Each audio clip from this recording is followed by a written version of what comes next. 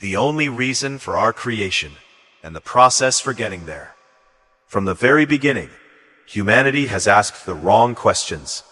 People ask why they exist, why suffering occurs, why does life feel like a struggle that never ends? The scriptures answer these questions directly and candidly, yet many overlook the answer because it removes their comfort and replaces it with responsibility. The scriptures reveal that existence is not accidental or generated by some evolutionary theory. The future is not a wandering journey, and human life is not centered on temporary success or personal satisfaction. The entire human experience is structured around one objective: the replication of the perfect character of Yahweh Almighty within certain human beings. The scriptures introduce Yahweh as up close and personal, not as a distant observer, but as the absolute authority. Before matter existed, before time began, before the breath of life entered into mankind, he alone existed. He declares the end result of a matter from the beginning, because nothing unfolds outside his governance. History is not chaos. Nations rise and fall under his supervision. Events that appear random operate within a controlled design. Sovereignty means nothing escapes his oversight. Power means nothing resists his ability to accomplish his purpose. His existence depends on nothing, yet everything that exists depends on him. His character defines perfection. He does not change because of emotion, by corruption or pressure. He is righteous in judgment. He is truthful without contradiction. He is merciful without abandoning justice. His holiness is flawless moral clarity. There is no deception, no instability, no darkness within him. This perfection is not merely to be admired. Scripture reveals it is meant to be reproduced in certain human beings. In the beginning, mankind was created in the image containing the awareness of both righteousness and evil. The declaration, "Let us make mankind in our image," introduced humanity with the capacity to know the moral contrast. Later it is written that mankind became as one, knowing righteousness and evil. Phase 1 completed. Humanity entered existence with the ability to perceive both paths, to understand choice, and to develop character. This was not a corruption of the plan. More correctly, it was the foundation of the plan. Because a being that is incapable of choosing perfection over evil cannot become righteous by nature. Thousands of years later, the training process moves toward its intended completion. What begins as potential is meant to become a perfected reality. This explains why humanity was not created already perfected. Perfection cannot be programmed. It must be chosen. Loyalty has no meaning without alternatives. Faith has no meaning without uncertainty. Obedience has no meaning without the ability to refuse. Therefore, mankind was placed into an environment called Earth, where decisions carry consequence. Earth is the proving ground for the future rulers and citizens of heaven's kingdom. Life on this earth, from every possible perspective, functions as training. Every circumstance operates as instruction. Trials are not interruptions to life. They are the mechanism through which life's purpose is achieved. Testing reveals what is inside the heart. Pressure exposes motives that comfort hides.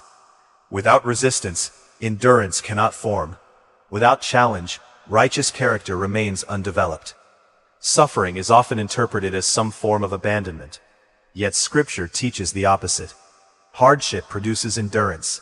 Endurance produces proven character. Proven character prepares a person for responsibility beyond this temporary life.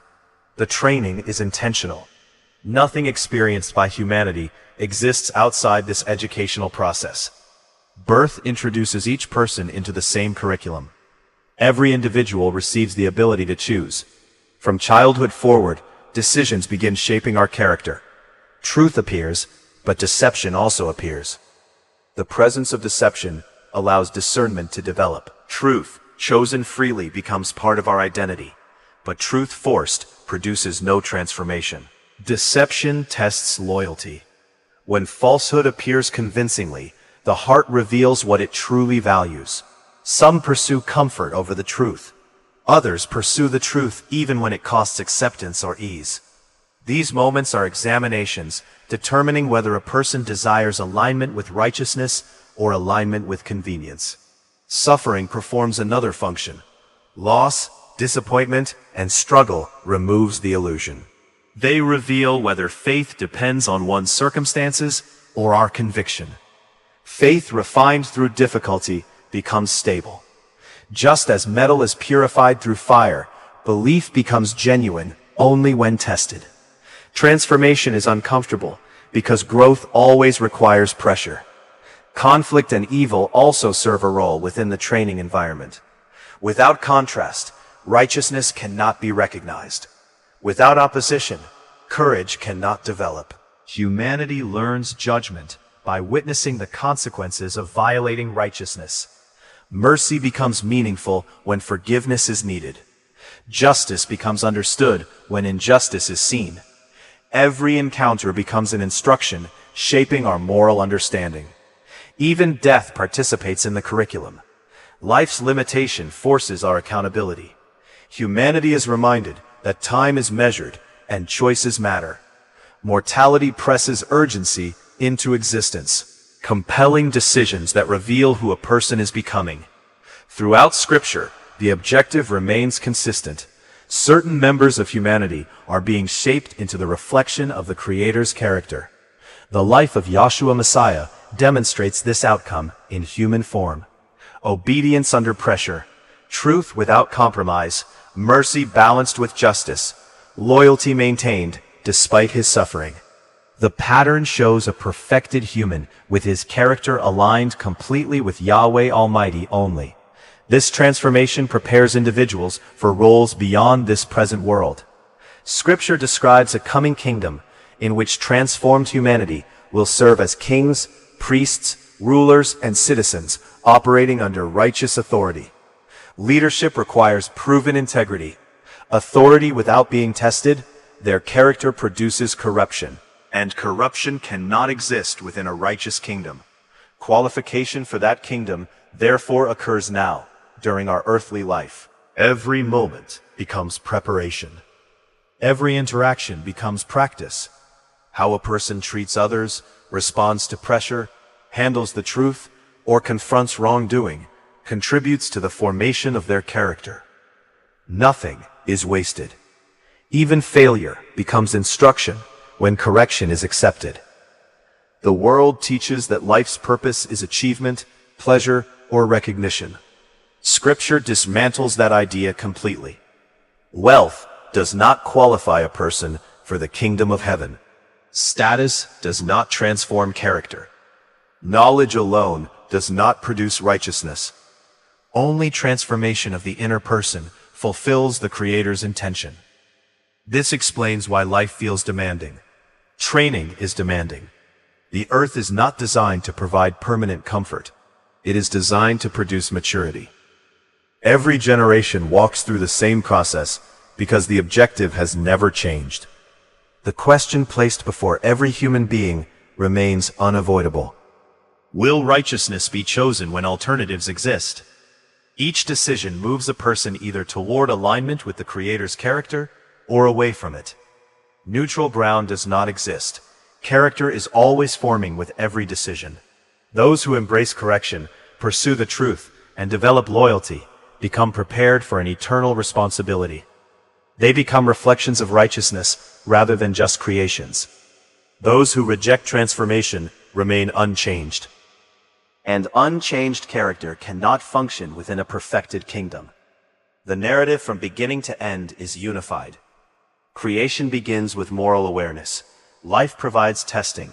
Trials produce refinement. Refinement produces transformation. Transformation brings about the perfected image intended from the beginning. Earth is not the destination, it is the training facility. Every birth begins enrollment. Every challenge presents instruction.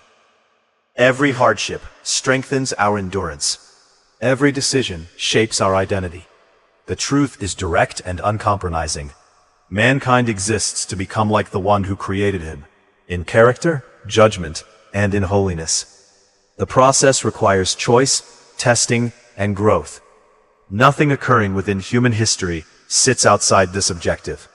The curriculum continues, until the image of certain humans reaches completion.